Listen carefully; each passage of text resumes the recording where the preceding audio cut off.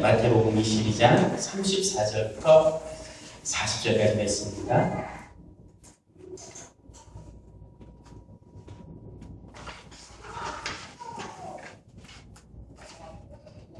살아 역사하는 하나님의 말씀 마태복음 22장 34절부터 40절까지 말씀을 제가 공독하여 읽도록 하겠습니다. 예수께서 사두개인들로 대답할 수 없게 하셨다 함을 바리새인들이 듣고 모였는데 그 중에 한 율법사가 예수를 시험하여 묻되 선생님, 율법에서 어느 계명이 크니이다?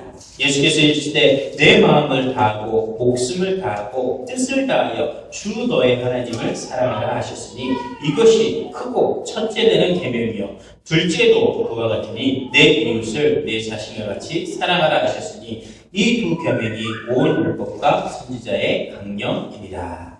아멘.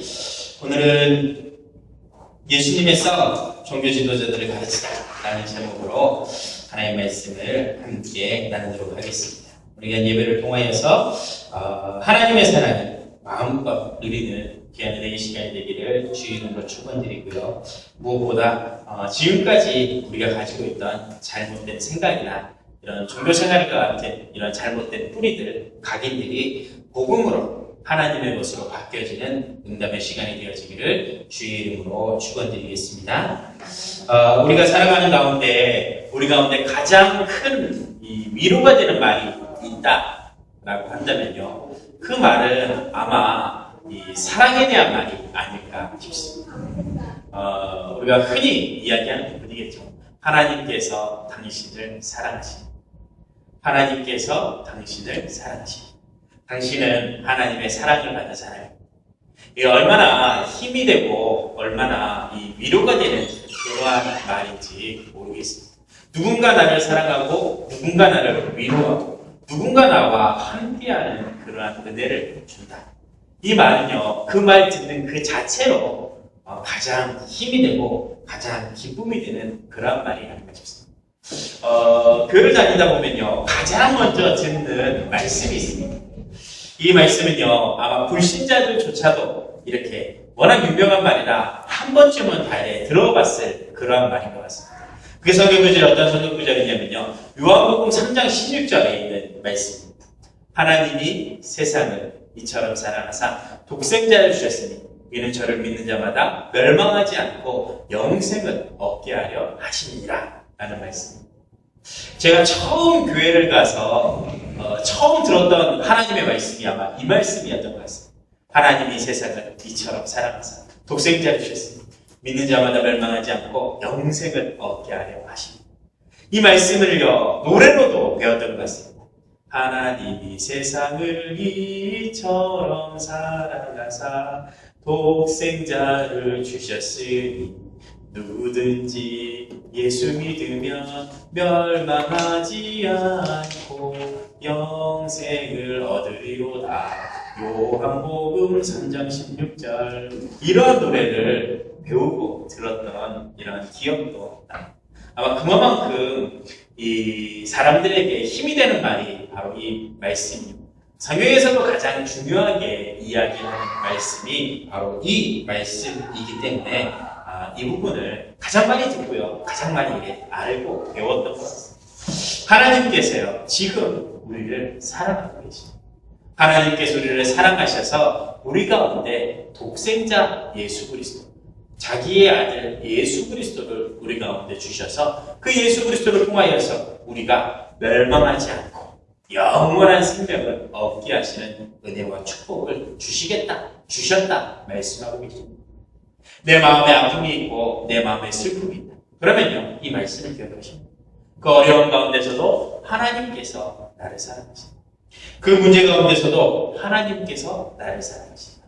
하나님 그 사랑은 자기가 가장 아끼는 독생자 예수 그리스도를 허락하여 주실 만큼 큰 사랑이다 라고 이야기하는, 성경에서 이 부분을 나타내고 있는 이야기가 또 있죠. 이 부분을 예표했던 이야기가 아브라함에 대한 이야기였습니다.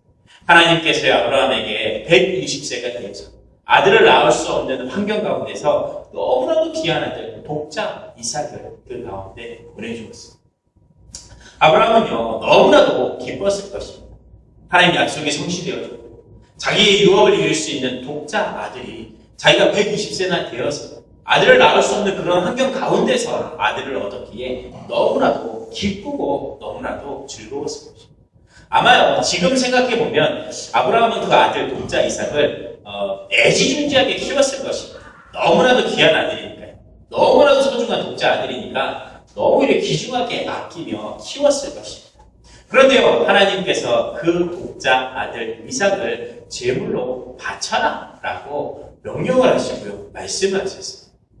아브라함이 아마 많은 고민을 했겠죠. 그런데요, 그 결단 가운데, 믿음 가운데 독자 아들 이삭을 하나님 앞에 바치겠다라고 번제물로 드리고, 그 아들을 꽁꽁 묶고 번제물로 드리려 하는 그 순간에요, 하나님께서 말씀하셨습니다. 됐다, 멈춰라.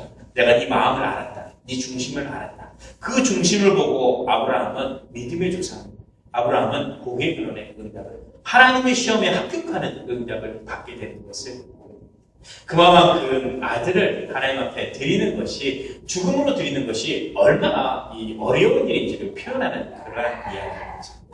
그런데요, 하나님께서는요, 독자 아들을 우리를 이처럼 사랑하셔서 그 사랑의 제물로, 그 사랑의 대가로 독자 아들 예수님을, 이 생명을, 십자가의 죽임을 통하여서 우리 가운데 그 사랑을 나타내셨다라고 하는 겁니다. 하나님의 사랑이 얼마나 큰지에 대한 부분을 이야기하는 부분입니다. 우리는요, 그처럼 큰 사랑을 받은 그러한 하나님의 사랑을 받은 사람들이라는 것입니다. 그렇기 때문에요, 우리 가운데 어려움이나 문제나 여러 가지 아픔이 찾아와도요, 우리는요, 슬퍼하거나 낙심할 필요가 없습니다. 하나님께서 우리를 이처럼 사랑하시기 때문에 그렇습니다. 독생자 예수 그리스도를 주실 만큼 우리를 사랑하시기 때문에 그렇습니다. 예전에 누가 설교회화를 하면서 농담처럼 그런 이야기를 하시더라고요. 두 분 목사님이 있었는데 이 두 분 목사님은 어려서부터 아주 절친한 사이였던 겁니다. 그런데 여기 두 분 목사님이 결혼을 했는데 그 절친한 두 분 사이, 이 두 분 목사님 사이에 한 목사님은 아들을 4명이나 낳고 한 목사님은 아이를 하나도 못 낳았다라고 하더라고요. 그래가지고 서로 너무 친하다 보니까 나중에 이제 아들을 하나도 못 낳은 목사님이 내가 너무 외로우니까 너는 아들이 4명이나 있으니까 한 명만 나에게 줘라. 양자 함께 해줘라. 내가 그 아이를 잘 키우겠다. 이게 워낙 절친한 이 친구 목사님의 부탁이다 보니까요. 알았다. 내가 그렇게 하겠다. 라고 집에 와가지고요. 아들을 봤다. 이 아들 중에 누구를 보낼까 싶어가지고 첫째를 봤더니 이 친구는 장자라. 첫째는 장자라. 이 걔를 이어야 될 아들이기 때문에 얘는 안 되겠다. 너는 이제 됐다. 너는 안 되겠다. 둘째를 봤더니 둘째는요. 자기 아들들 중에 가장 똑똑했다는 것 같아요. 그래서 얘는 나중에 뭐가 돼도 될 것 같으니까 얘는 너무 아까워서 얘는 안 되겠다 싶어가지고 너는 패스. 셋째를 보내야겠다 해가지고 셋째를 봤더니 얘는 어려서부터 몸이 너무 약해가지고 늘 병약해가지고 늘 마음이 가고 안쓰러웠던 그러한 아들이었던 것 같아요. 그래서 야, 너는 내가 더 지키고 있으면서 보듬어줘야 되니까 너는 안 되겠다. 마지막 막내를 보내려고 했더니 막내도 막내인지라 또 안 되네. 막내는 내가 꼭 데리고 있습니다. 그래가지고 누구도 보낼 수 없는 그러한 상황이었다. 그런 이야기를 농담삼아 하면서 이 이야기를 하시다. 하나님께서는 그 사랑하는 독자들, 하나밖에 없는 독자들을 우리 가운데, 그 사랑 가운데 우리 주시고 그 사랑을 받은 사람들이, 그 은혜를 받은 사람이 바로 우리들이다. 이런 이야기를 하시다. 우리는요, 그만큼 소중한 은혜와 사랑을 받은 주의 사람들. 무엇이 우리 가운데 더 필요했습니까? 우리는요, 무엇이 더 필요하고, 내가 지금 가장 필요한 것, 나에게 가장 필요한 것이 무엇이겠습니까? 혹시 아들이 필요하신 건 아니시죠? 무엇이 나에게 가장 필요하겠습니까? 내가 무엇이 필요해서 지금 교회에 나와서 예배를 드리고, 내가 지금 무엇이 필요해서 예수를 믿고 있고, 내가 지금 무엇을 먹고 싶어서 지금 이 자리에 나와 있는지 한번 생각을 해봐야 되겠습니다. 사람들은요, 지금 필요로 것이요, 지금 내가 가지고 있는 문제를 해결하는 것이 가장 필요합니다. 돈이 없는 사람은 돈을 얻기 원할 것이고, 건강이 없는 사람은 건강을 얻기 위할 것이고, 평안함이 없는 사람들은 평안함을 얻기를 원할 것이고, 지금 내가 가지고 있는 이 문제를 해결하기 위하여서 교회도 나오고 예수도 믿는다, 기도도 해보고 예배도 해보고 여러 가지를 해보게 되는 것입니다. 그런데요, 하나님께서 지금 우리 가운데 주실 수 있는 것은, 하나님께서 지금 우리 가운데 주시는 것은요, 지금 내 문제를 해결하는 것 이전에 하나님의 그 사랑을 우리 가운데 주시고자 한다라고 합니다. 하나님은 지금요, 당장 내 문제를 해결하고, 지금 당장 나에게 건강을 주고, 지금 당장 나에게 경제를 주고, 지금 나에게 문제 해결을 주는 것이 중요한 것이 아니라, 하나님은 지금 나에게 하나님의 사랑을 알게 하시고, 하나님의 사랑이 독생자 예수 그리스도를 주어서 그 사랑으로 인하여서, 그 복음으로 인하여 독생자 예수 그리스도로 인하여서 우리 가운데 있는 모든 문제와 고민거리를, 어려운 거리를 해결하려고 하시고 있다라고 하는 겁니다. 제가 잘 아는 종교개혁자 마틴 루터라는 사람이 있습니다. 종교개혁을 일으켰던 종교의 유명한 지도자죠. 이 마틴 루터가요, 이 종교개혁을 이루면서 수많은 핍박과 어려움을 당했습니다. 사형 선고도 받기도 했고, 살아있는 동안 항상 이 도망을 다니고 쫓김을 당하는 그러한 어려운 환경 가운데 살았습니다. 어려운 환경 가운데 있다 보니까 이 마틴 루터에게는 여러 가지 이러한 이 불안이나 마음의 질병이나 육신의 질병이 항상 이 마틴 루터를 따라다녔다고 합니다. 그래서 이 마틴 루터가 이 인생의 이제 마지막 때에 이제 이 여러 가지 정신적인 고통과 육신의 고통 때문에 고통을 당하면서 치료를 받고 있었다고. 너무나도 아파하고 고통을 당하고 있으니까 이 마틴 루터를 치료하던 의사가 가서 이야기를 했던 겁니다. 선생님, 당신에게 이 고통 완화제, 이 진통제 약을, 주사를 당신에게 지금 주는 것이 좋지 않겠습니까? 이 약을 당신에게 주겠습니다. 라고 했더니 이 마틴 루터가 그렇게 이야기를 했던 겁니다. 그 약보다 나에게 줄 것은 당신이 나에게 요한복음 3장 16절 말씀을 크게 읽어달라. 그 말씀이 내 마음과 내 육신을 고칠 수 있는 유일한 약이 될 수 있을 것이다 라고 이야기를 합니다.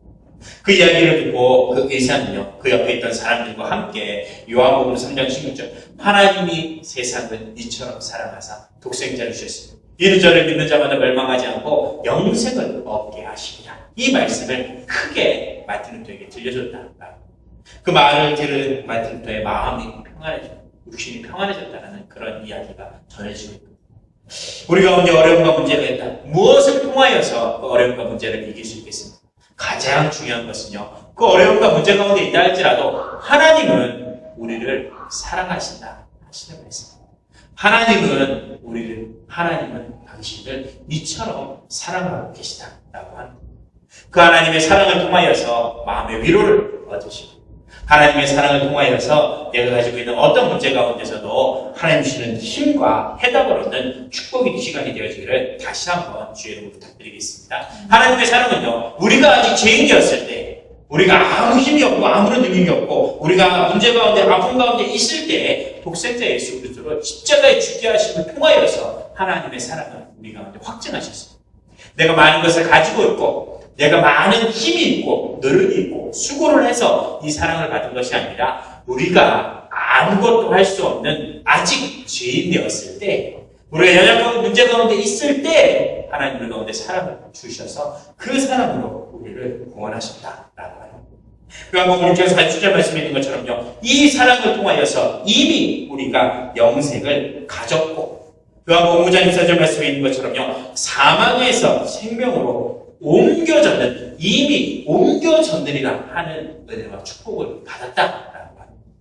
이 완전한 사랑으로, 완전한 복음으로 모든 것을 누리고 감사하고 만족하는 주의 성도들이 되어지기를 주의 이름으로 축원드리고 부탁드리겠습니다. 그런데요, 생각해봐야 될 부분은요, 어떤 사람들은요 그렇게 생각합니다. 어떤 사람들은요 이렇게 이야기합니다.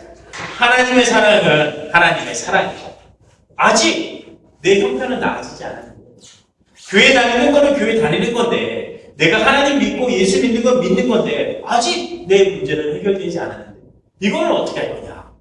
하나님의 사랑은 사랑이고 나는 아직 안 되는데 이 상황은 어떻게 할 것이냐. 이렇게 이야기하고 이렇게 표현할 수도 있을 것입니다. 이것은요, 바른 신앙생활을 하지 못하는 종교생활을 가지고 있는 사람들의 가장 근본적인 모습인 것을 보게 됩니다.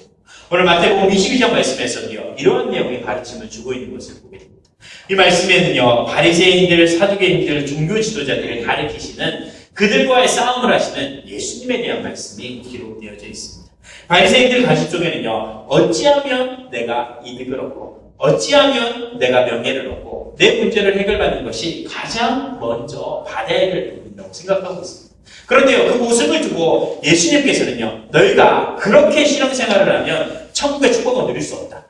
너희가 그렇게 신앙생활을 하면 너희가 이 하나님의 축복을 받을 수 없다. 구원을 받을 수 없다라는 것을 다시금 가르치고 있는 내용의 말씀입니다. 말씀을 자세히 살펴보면요, 먼저 기억하고 봐야 되는 부분은요, 이 종교 지도자들은요, 하나님을 믿는다고 하지만 실제적으로는요, 하나님을 믿지 않는 사람.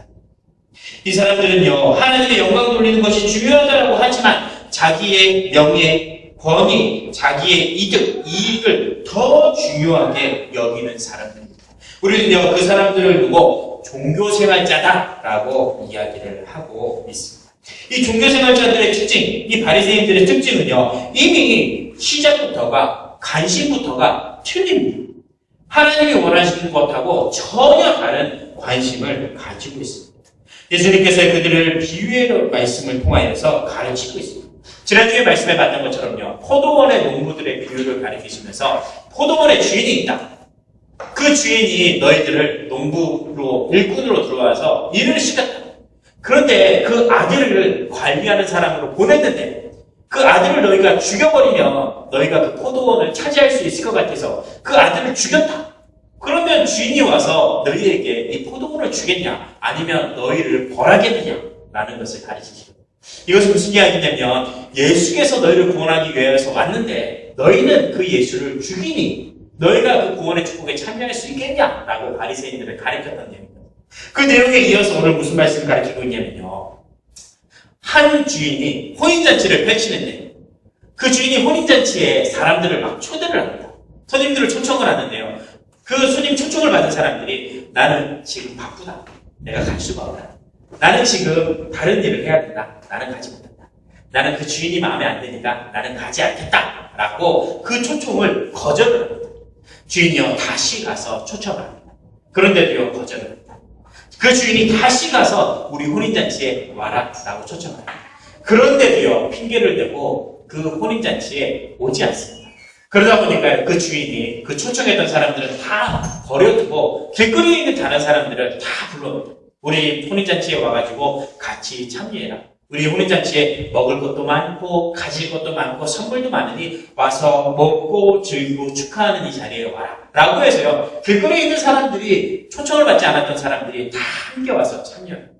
그런데요, 초청을 받았던 사람들은 오지 못할 이 이야기가 이 부분을 가르칩니다. 많은 사람들, 특별히 바리새인들, 종교 지도자들, 너희들을 초청했는데 너희들이 그 초청에 한 번, 두 번, 세 번 계속해서 초청을 해도 오지 않았으니 너희는 이 천국의 축복에, 혼인잔치의 축복에 참여할 수 없다. 바리새인들을 두고 이렇게 가르치는 것을 봅니다. 바리새인들의 관심이 다른 것에 가 있음을 가르치고 있습니다. 예수 믿고 천국에 오고, 예수 믿고 생명을 얻고, 예수 믿고 내 문제 해결받는 것이 관심이 아니라 어찌하면 예수를 핍박할까? 어찌하면 내 명예를 지킬까? 어찌하면 내 이득을 지킬까라고 하는 겁니다. 이 사람들은요, 종교 지도자들이기 때문에 그 시대에 주변에 많은 사람들에게 권위를 가지고 있고 명예를 가지고 있고 그 사람들로 하여금 성전에서 많은 이득을 얻었던 사람들이었습니다.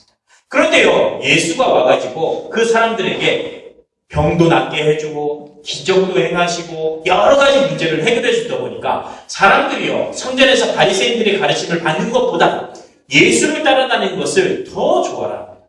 그러다 보니까요, 바리새인들의 관심 속에는 내가 저 예수 때문에 내 명예가 떨어졌다, 저 예수 때문에 내 권위가 떨어졌다, 예수 때문에 내 밥줄이 끊어졌다, 이러한 마음을 품고요, 어떻게 하면 예수를 핍박할까? 어떻게 하면 예수를 끌어내릴까? 어떻게 하면 제 예수를 없애고 죽일까? 하는 것이 유일한 관심이었습니다. 하나님의 방법은요, 예수 그리스도, 독생자 예수 그리스도 통하여서 그 사람을 통하여서 구원을 얻게 하는 것, 영생을 얻게 하는 것이 하나님의 방법인데, 이 바리새인들, 서기관들, 이 사두개인들의 관심은 어떻게 하면 예수를 핍박하고 어떻게 하면 예수를 골탕 먹여서 다시 내 명예를, 다시 내 권위를, 다시 사람들을 내 편으로 만들어서 내 이익을 얻을까? 이것에만 관심을 가지고 있었거든요. 그러다 보니까요, 자꾸 시비를 겁니다. 세금을 걷는 문제를 가지고서도 예수님께서 가르치면서 이 세금을 누구에게 바쳐야 됩니까? 로마 황제 가이사에게 세금을 바쳐야 됩니까? 아니면 이 성전에 바쳐야 됩니까? 틀린 질문을 가지고 자꾸 물어보게 됩니다. 부활 논쟁을 가지고서는 이 이스라엘에는요, 이 남편이 죽으면 자기 동생에게 그 부인을 다시 혼인시키는, 책임시키는 그러한 제도를 가지고 있었거든요. 그래서 남편이 죽어서 동생한테 줬는데 그 동생도 죽으면 또 동생에게 주고, 동생이 죽어 7번이나 그 부인이 결혼을 했는데 나중에 천국에 가면 그 부인이 누구하고 살아야 되느냐, 요것을 가지고요 예수님한테 시비를 거는 그러한 내용의 말씀들이 계속 기록되어져 있거든요. 오늘 본문의 봤던 말씀도 마찬가지입니다. 그 중에 한 율법사가 예수를 시험하고자 하여서 이렇게 계명 중에 무엇이 가장 크냐, 이 사람들의 관심은 오직 그겁니다. 예수를 골탕 먹이고 예수를 시험해 하여서 결국에는 내 명예를 얻고 결국에는 내 이득을 얻는 것, 그것에만 관심을 가지고 있었던 것을 보게 됩니다. 요즘 종교생활하는 사람들의 관심도 똑같습니다. 우리 사람들은 종교생활자라고 칭한다고 했죠. 종교생활하는 사람들의 관심도 똑같습니다. 교회 가면 내 문제 해결할 수 있지. 교회 가면 내가 뭔가 이득을 얻을 수 있지. 교회 가면 내가 고민하고 근심하고 있는 이 어려움을 어찌하면 해결받을 수 있겠지. 사람들이 절에 가서 빌어보고, 사람들이 무당 찾아가서 구태보고, 부적 쓰고 하는 것처럼 교회 가면 내 문제 해결받을 수 있겠지 라는 마음을 가지고 와서 빌어보고 예배하고 하고, 근데 결국에는요 그 부분이 안 되어집니다. 하나님 먼저 하나님의 사랑을 알게 하시는 것이 먼저인데 내 문제가 해결되지 않았다라는 마음이 들어보면 교회를 그냥 떠나버립니다. 예수 믿어봤자 아무 소용없다. 그냥 성당 가는 게 더 낫더라. 그냥 절에 가는 게 더 좋더라. 교회 다니는 것보다 그게 더 좋은 것 같더라. 그냥 다른 종교와 똑같이 되어버리는 그런 상황인 것을 보게 됩니다. 왜냐하면 관심 자체가요, 교회 다니면서 내가 뭔가 얻으려고 하고, 교회 다니면서 내가 뭔가 이득을 얻으려고 하고, 잘 되려고 하고, 문제 해결 받으려고 하는 관심이 거기에만 있으니까요, 결국에는요 이 신앙생활이 아니라 종교생활에 빠지게 되는 것을 보게 됩니다. 물론 교회 다녀서 예수 믿어서 문제를 해결하는 것이 당연한 것이고요, 하나님 그런 은혜와 그런 축복을 주시는 것이 당연합니다.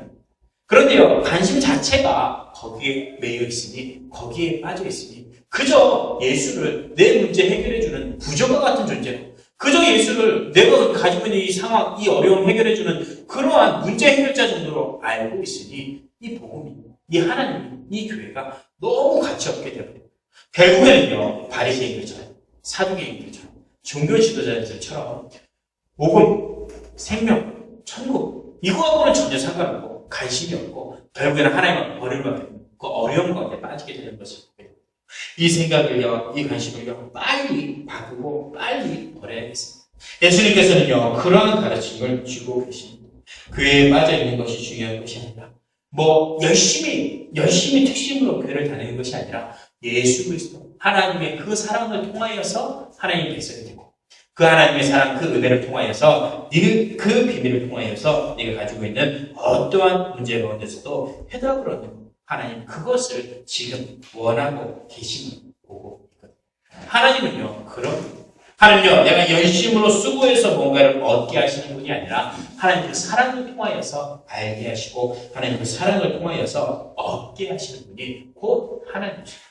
종교는요 내가 열심히 빌어야지 복을 받습니다.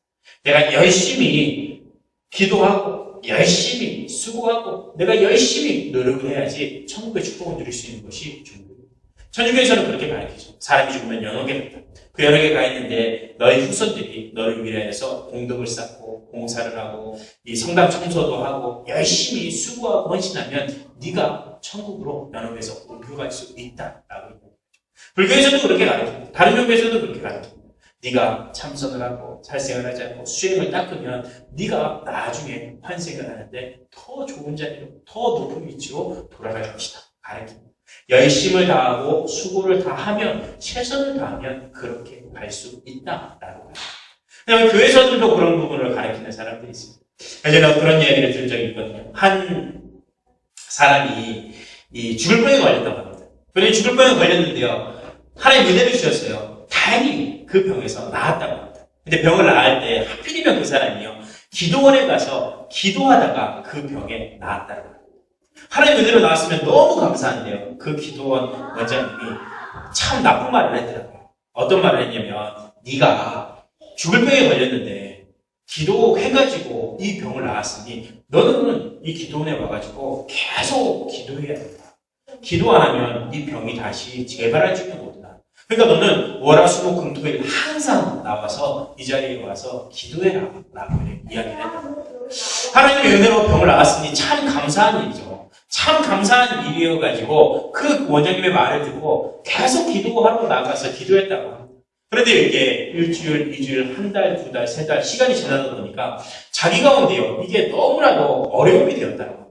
할 일도 많고 해야 될 일도 있고 뭐 여러 가지 시간도 있는데 계속 그 자리에 나와서 기도하는 것이 자기에게는요. 너무 큰 걸림이 되었다고 합니다.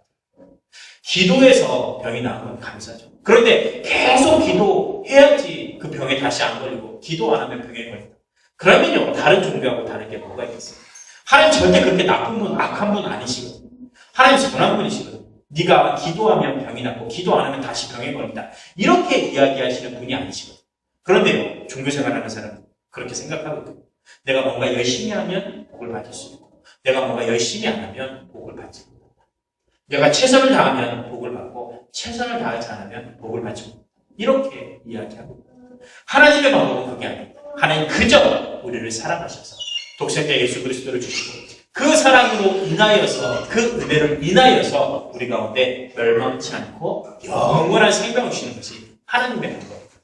이 생각을요 빨리 바꿔요. 종교적인 생각을요 빨리 바꿔야 돼요. 바리새인들이 관심 가지고 있었던 이 관심을 빨리 바꿔야지 하나님께서 내 삶 가운데 역사하시고 응답하시는 축복을 그때부터 이뤄갈 수가 있습니다. 사람들은요 가르칩니다. 너희가 힘이 있다. 너희가 능력이 있다. 너희가 하나님처럼 될 수 있다. 너희가 명상하고 너희가 호흡하고 너희가 길을 다스리고 너희가 음악 우행을 다스리게 되면 너희가 힘이 있고 능력이 있어 너희가 하나님처럼 될 것이다. 너희 그 힘을 통하여서 탑을 쌓아서 하나님처럼 되고 내 이름을 낼 수 있을 것이다 라고 가르칩니다. 명상하면 호흡하면 좋아질 것이다. 사람들은요 계속 이 부분을 가르칠 것이다. 그런데요 하나님은 그걸 원하시는 것이 아닙니다. 하나님은요 너희 인간은 죄 가운데 있기 때문에 저주 가운데 있기 때문에 전적으로 타락했기 때문에 하나님의 은혜가 필요한 사람입니다. 하나님의 사랑이 필요한 사람입니다. 세상은요 너희 힘으로 할 수 있다. 하나님을 믿지 말고 네 힘으로 해라. 네 능력으로 해라 라고 가르치지만 하나님은 너는 연약하다. 하나님의 사랑을 받아라 라고 가르칩니다. 그래서 예레미야 33장 2절 1절부터 말씀이요. 예레미야가 아직 시대 뜰에 갇혀있을 때 하나님의 말씀이 두 번째 그 가운데 임하여서 너는 연약하고 부족하지만 이를 행하는 여호와께서 내게 이르기를 너는 내게 부르짖으라. 내가 내게 응답하겠고 내가 알지 못하는 크고 비밀한 일을 내게 보이리라 말했습니다. 내 은혜, 내 노력, 내 수고로 할 수 없기 때문에 하나님 주신 그 은혜와 하나님 주신 그 힘, 그 은혜를 알고 내게 부르짖으면 응답할 것이다. 역사하실 것이다. 말씀하고 이 생각을요 빨리 바꿔야 돼요. 종교는요 내가 열심히 하면 복을 받는 것입니다. 그런데요 우리가 믿는 신앙은요 우리가 믿는 하나님은요 우리를 사랑하신 그 사랑으로 인하여서 그 은혜 가운데만 들어가면 그 사랑 가운데만 들어가면 하나님께서 우리를 위하여 일하실 것이다 라고 가르치시는 겁니다. 하나님의 사랑을 완전한 사랑을 누리시고 그 완전한 사랑 가운데 있는 참 은혜와 참 축복을 누리시는 주의 성도들이 되어지기를 주의 이름으로 부탁드리겠습니다. 그것을 생각하면서 여러분 본문 말씀을 봤던 것처럼 우리 가운데 주신 가장 큰 계명이 무엇이냐고 물어봤을 때 이 질문도요 아까 말씀드렸던 것처럼 어찌하면 꼬투리 잡을까 어떻게 하면 예수를 시험할까 하여서 했던 질문이거든요. 그런데 그 질문 가운데요 예수님께서 대답하셨던 그 부분이 가장 큰 계명에 대해서 이야기했던 부분이 사랑에 대한 계명이었습니다. 그래서요 말씀하고 계시죠. 37절 말씀인 것처럼요. 내 마음을 다하고 목숨을 다하고 뜻을 다해서 주 너의 하나님을 사랑하라. 이것이 크고 첫째는 계명이요. 둘째도 그와 같으니 내 이웃을 내 자신을 같이 사랑하라. 이것이 우리가 주시는 가장 큰 계명이다 라고 답을 하고 있습니다. 그런데 그것을 조금 더 바꾸어서 생각하면 이 부분을 생각할 수가 있습니다. 우리가 하나님을 사랑하기 전에 먼저 알아야 될 것은요. 하나님이 우리를 이처럼 사랑하셨다. 하나님이 우리를 사랑하셨다라고 하는 겁니다. 우리가 죄인이라도, 우리가 악인이라도, 우리가 아픔 가운데 문제 가운데 있을 할지라도 하나님이 우리를 사랑하셨다라고 하는 겁니다. 하나님은요, 종교생활자들처럼 우리의 수고, 우리의 노력을 원하지 않습니다.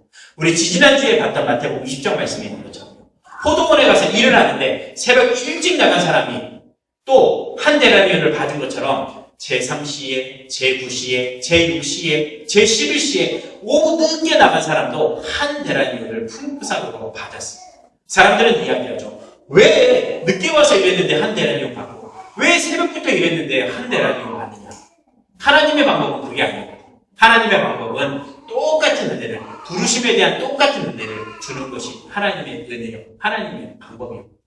수고를 원하는 것이 아닙니다. 열심히 일하는 것을 원하는 것이 아니라 아침부터 새벽부터 나와서 열심으로 수고하는 것을 원하시는 것이 아니라 그저 포도원에, 그저 천국에 들어오는 것만을 원하시고 계시는 것이 하나님의 방법입니다.